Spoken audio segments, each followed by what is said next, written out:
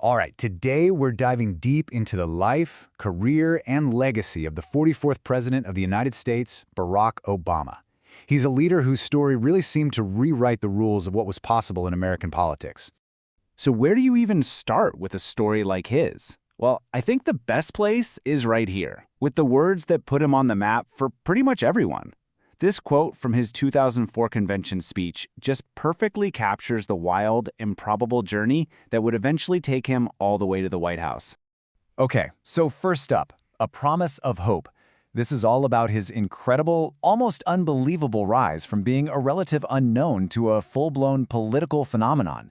It was a story built on a message that really grabbed the attention of not just the country, but the entire world. His early life was anything but typical. Think about it.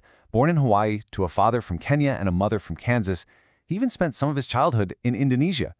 This was not your standard politician's backstory. And all of that really shaped who he was, from his days as a community organizer right through his election to the U.S. Senate in 2004. But here's the thing. It wasn't his time as a senator that made him a star. Nope, it was this one speech. Just 17 minutes that completely lit up the country and basically turned him into a household name overnight. He talked about there not being a red America or a blue America, but the United States of America. And this number right here, this tells you everything you need to know about the impact of that speech. 33. That's how many times the crowd just erupted in applause while he was speaking. It was this crystal clear sign that his message of unity was exactly what so many Americans were hungry to hear. But, it wasn't a cakewalk to get the presidential nomination. Not by a long shot. He was up against a political heavyweight, Hillary Clinton. And it turned into this really tough, grueling fight. She hit him hard on his lack of experience, and he fired back, painting her as just more of the same old Washington politics. And this is where things get really fascinating.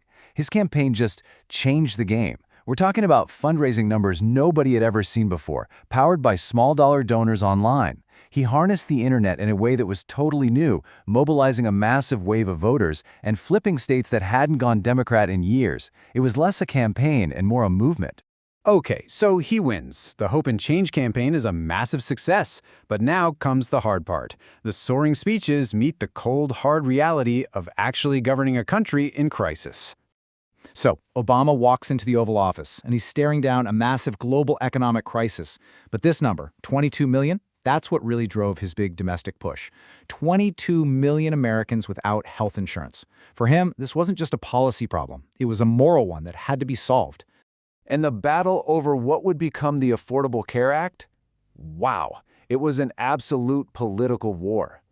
This quote really gets at his deep frustration with the Republican opposition, which was completely unified against the bill. It was one of the most polarizing and defining fights of his entire presidency. Yeah, his 2 terms in office really felt like a roller coaster. You had these incredible highs, these major national triumphs, and then some truly devastating, heart-wrenching lows that really shook the country. One of the biggest highs, for sure, was this moment in 2011. Almost 10 years after 9/11, he makes the call to authorize the risky raid that killed Osama bin Laden.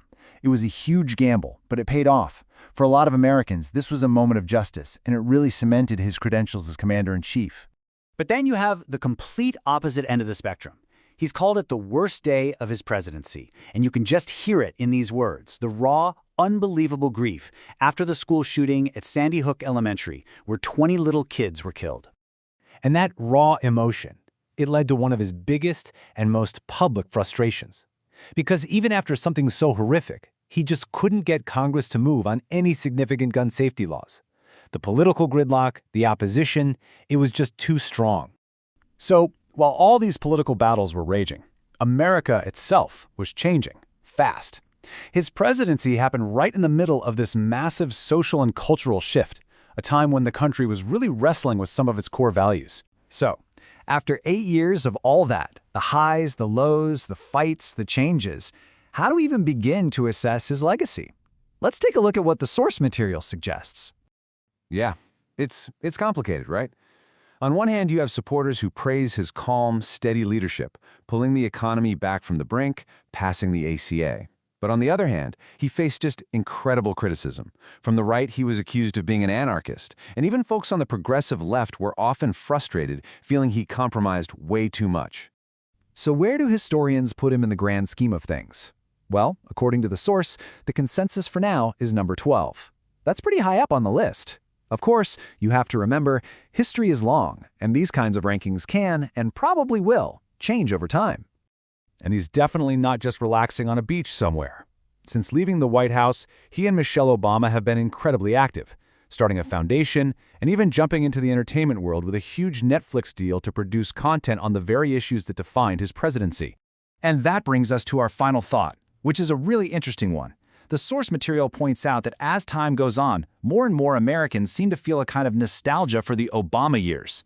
And it just makes you wonder why. What is it people are missing?